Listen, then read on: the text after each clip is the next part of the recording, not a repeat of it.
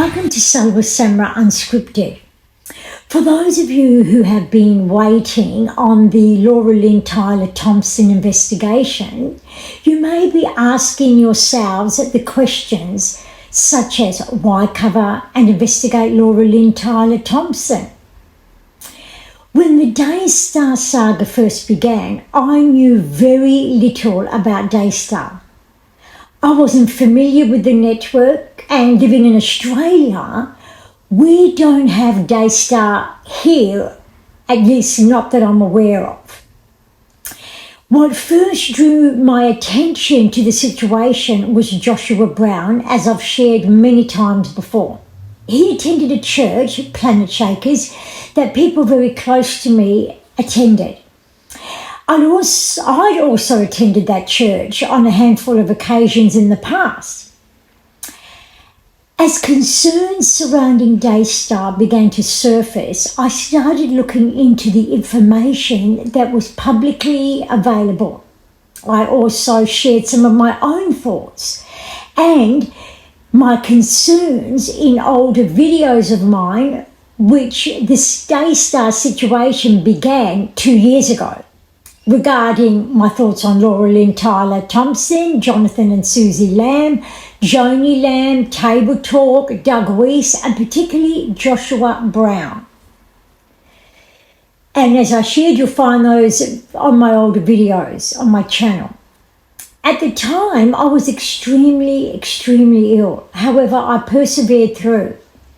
I also went a step further, as I previously shared, by seeking publicly available information and contacting the authorities in the state applicable and the courts throughout filling out court forms that were required to determine whether there were any records, reports or information that could help clarify the allegations being discussed.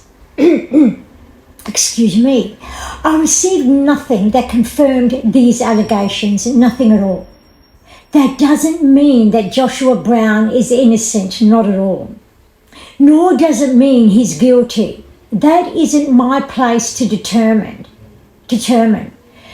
Questions of guilt or innocence belong with the proper authorities, the courts, and the evidence presented. From the beginning, my concern has always been the children, protecting children, persevering in the integrity of the gospel of Jesus Christ and preserving it, and asking whether people's teachings and conduct align with the scripture or the scriptures. Not long afterwards, I became extremely ill. The illness was so severe that I had to step away from everything and focus entirely on my health for 9 extremely long years. As a result, I put the investigation aside. However, recently I returned to it because many people have reached out with genuine concerns. Some have shared that they've attempted to contact Laura Lynn directly to her, seeking answers and dialogue, yet they feel they've not been heard, they're being ignored, and have been unable to engage with her due to her silence. For me, this raises an important biblical principle, whereas regarding Matthew 18, isn't simply about confronting sin. It's about humility, accountability, and your willingness to engage when sincere concerns are brought forward, if we know the scriptures in their context. I'm not undertaking this investigation for sensationalism, dear viewers, for any attention or to create division.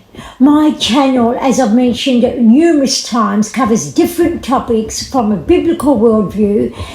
And please, if you're here looking for sensationalism, looking for the next move, the next big thing, you've come to the wrong channel.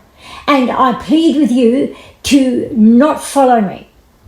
I'm undertaking this investigation because people have asked honest questions, sought honest answers, and in many cases shared they've been totally ignored, blocked, muted and simply haven't been heard.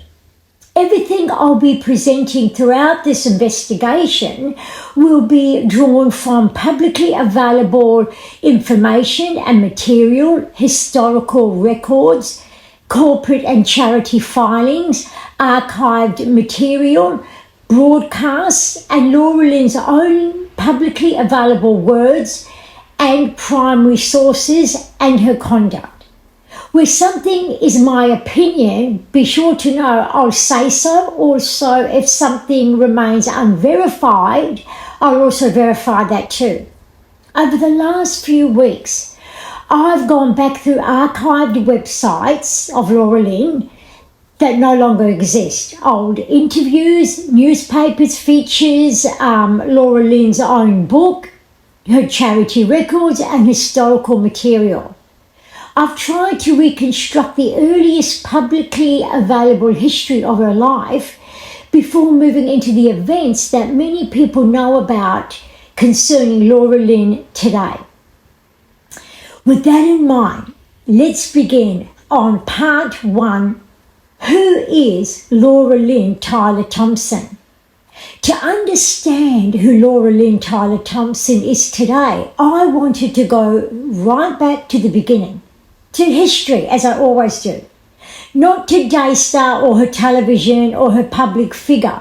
I wanted to understand where Laura Lynn came from, who were her parents, what shaped her, what did her early life actually look like. Laura Lynn was born in 1965 to Canadian missionary parents David and Velma Freeman. Multiple public sources place her childhood in Uganda, particularly in Masaka. Although I've also located an archived ministry page of her website referring to Kampala. Rather than ignore that difference, I've noted it down and left it aside for now. It's one of the details I will keep in mind as the investigation progresses, so please keep that in mind too. By Laura Lynn's own account, Uganda wasn't simply the place where she was born, it was home. In 2016 interview, she said she felt African. And she recalled speaking Luganda at school and described learning to pray while watching both of her parents preach. In her own words, those years shaped the foundation of her faith. Laura also writes that when she was about 6 years old, she responded during one of her father's services with a prayer that God would use her life. Across her book, interviews and archived material, she repeatedly returns to that childhood moment as the beginning of what she believes was God's calling on her life. Now keep in mind what Laura believes and her opinions. You'll understand what I mean later on. In 1973, when she was 8 years old, the Freeman family time in Uganda came to an abrupt end during Idi Amin's rule. Laura Lynn has publicly stated that her family was forced to leave. The account surrounding Laura Lynn's father, David Freeman, remains one of the more ambiguous areas of her early history. Her biographies repeatedly state that he witnessed the brutal killing of the mayor of Masaka, was later taken by soldiers, detained for 2 days and accused of being connected to the CIA before the family actually left Uganda and travelled to Nairobi. However, these dramatic details appear to be repeated from the same narrative rather than supported by separate contemporary records I found. Ugandan history material confirms that David was a white preacher connected with the Masaka Full Gospel Church and the public murder of Masaka's former mayor, Francis on the 21st of September 1972. That's well documented. What I haven't found is any independent record confirming that David personally witnessed the killing, was taken by soldiers detained for 2 days and accused of being a CIA agent or deported because of it.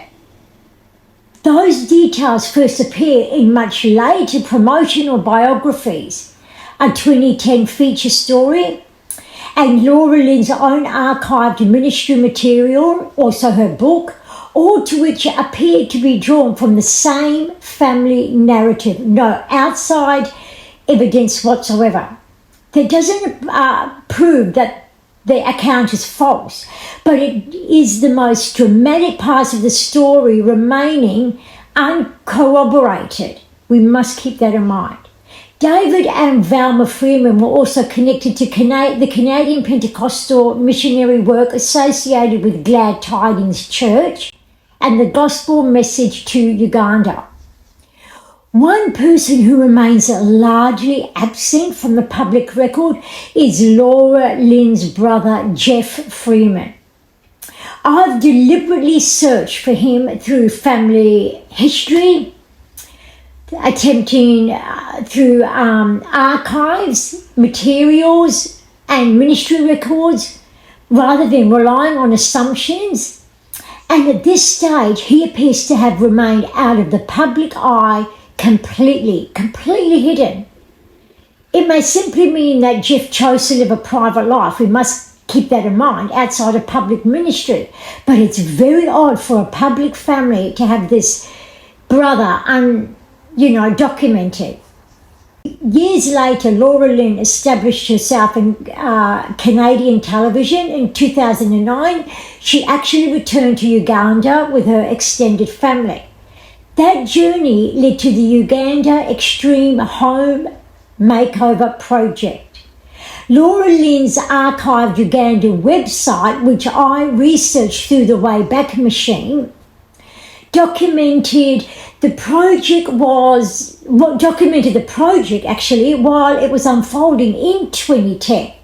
They showed the progression from a vision to building a single home into a broader humanitarian initiative involving fundraising, partnership, and Ugandan officials. Throughout this investigation, I'll continue separating Laura Lynn's narrative from independent, verifiable records. Her autobiography and her archived website tells us how she presents her story. The public records and historical documents and other evidence help determine what can be independently confirmed, verified, and factual. Understanding Laura Lynn requires understanding her history before examining the later events that I will do so in the following videos. The events that brought her back into the public spotlight through her ongoing NAR and WOF theology, doctrine, and inconsistencies that I found, and I found many. The broad outline of her early life remains fairly consistent across her interviews, her book, and her archived ministry material. However, once I started comparing those sources side by side, I also began finding details that didn't always line up. One of the first examples I found concerns something as basic as Laura Lynn's birthplace. Most publicly available information identifies Masaka, Uganda, as the place where she was born, but her own interviews repeatedly refer to Masaka as home, and she speaks at length about growing up there. However, while researching Laura Lynn's humanitarian work, I later recovered her original Uganda Extreme Hope Makeover website through the internet's archived Wayback Machine, as I shared before, and when looking through her Uganda Extreme Hope Makeover website page, Kampala refers to her birthplace, Kampala. At this stage, I haven't been able to determine which location is correct. I will keep that in mind as this investigation continues. The next question I wanted answered was where Laura Lynn's family lived after leaving Uganda. From the material I've examined so far, the Freeman family didn't simply relocate straight to Canada. Laura Lynn has spoken about living in Kenya before eventually settling in Canada. Other archived material also refers to her family spending time in Tuktoyaktuk in Canada's Northwest Territories after leaving Africa. I'm sure I didn't pronounce that name right, but there you have it. As the timeline progresses, Laura Lynn herself provides much of the detail through interviews and her autobiography, Relentless Redemption. According to her own account, she married at 21 years old.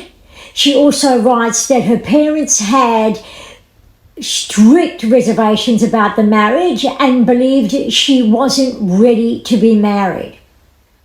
Looking back years later, Laura Lynn says that she questioned the decision even before the ceremony. Before the ceremony had finished, she recalls looking at the man she was about to marry and asking herself, what am I doing? And who is this man? I better know him. That is also in her book. Those are Laura Lynn's direct reflections, written many years after the events occurred. According to her own timeline, the marriage continued for several years before eventually ending in divorce. Laura Lynn writes openly about that period, describing the loss of her marriage, her church, her reputation, and what she believes at the time was her future. For me, reading Relentless Redemption, it wasn't what I expected. I found parts of it interesting, absolutely, yet at the same time I found it surprisingly shallow. There was a great deal of charismatic language and culture woven throughout the book, and something that became increasingly evident as I read on, it was really obvious. And in all openness, I didn't find that the suffering, despair or desperation Laura Lynn describes was explored with the depth I expected from someone who has repeatedly spoken publicly about living through such a dark, broken and devastating period of her life. I share that respectfully. Please understand that and simply know that I'm observing. Laura Lynn clearly experienced difficulties and I'm not taking that away from her. I've read the book. And every person's suffering is different. I know that. And no two people experience pain the same way. I understand that. However, the book never emotionally drew me into the journey. And usually when I read a non-fiction account of hardship, of loss or suffering, I can genuinely feel the weight of what the author has endured. In Laura Lynn's case, I didn't. In fact, I found myself discussing that very point with another Christian lady because I was so surprised by my own reaction. I really was. I was so surprised. Rather than finding a deeply personal account of brokenness, I was left feeling that much of it remained on the surface. I hope that makes sense. I'm not trying to be mean. I'm just being completely open. As I worked through the book alongside archived interviews, I noticed something else. the same themes appear repeatedly. The themes of destiny, the calling, redemption, God's purpose, and so on, which highlighted more of the NAR cultural language, New Apostolic Reformation, NAR.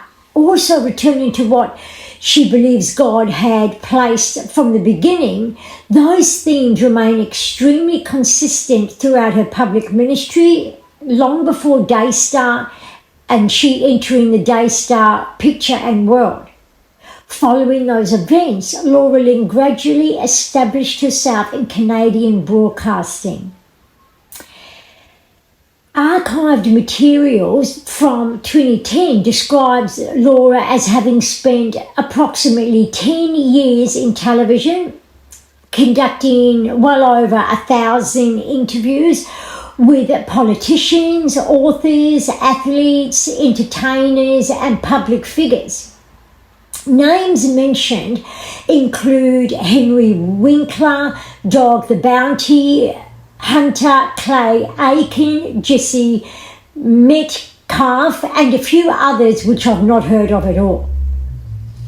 By this stage, Laura Lynn had developed a public profile in Canada.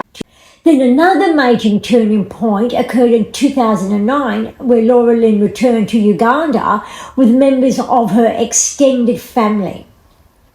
According to her own public statements, it was the first time she had returned since leaving as a child in 1973. As I continued researching, many of her followers will know and attest to Laura Lynn later establishing the William Sons Project. This ministry began renovating rooms and living spaces for the vulnerable and hurting and disadvantaged people living in Vancouver's downtown east side. The focus was on restoring dignity to people living in extremely difficult circumstances, documenting those transformations publicly, and inviting supporters to help fund future projects.